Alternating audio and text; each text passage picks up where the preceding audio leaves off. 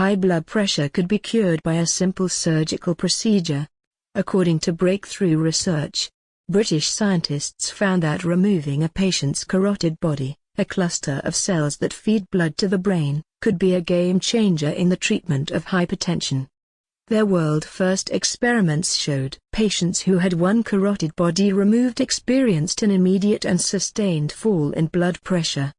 A pair of the organs, each no bigger than a grain of rice, are located on either side of the throat.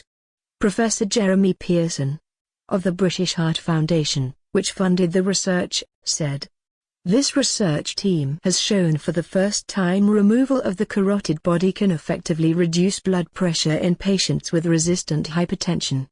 This proof of principle clinical study is the exciting first stage in developing less invasive methods or new drugs targeting the carotid body, which can be used in future to treat patients whose blood pressure is not controlled with current medication."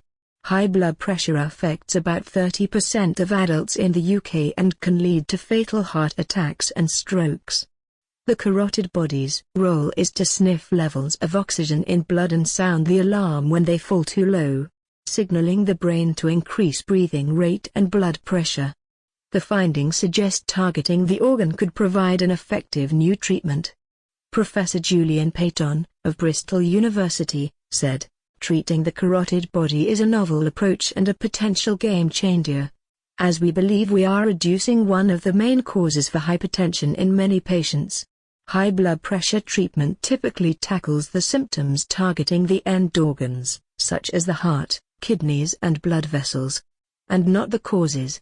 This approach may lead us to the first novel anti-hypertensive treatment strategy in more than 15 years.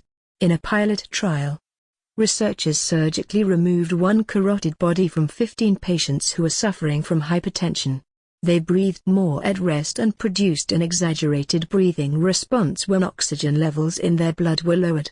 The research was published in the American College of Cardiology journal Basic to Translational Science.